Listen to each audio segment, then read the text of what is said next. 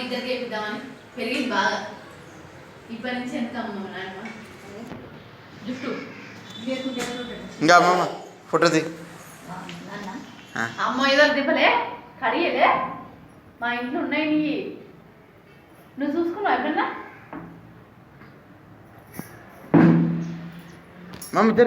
అద్దాలు పెట్టుకుని నీకు గుర్తుందా నీకు? బాబాయ్ అవి ఉన్నాయి మా ఇంట్లో.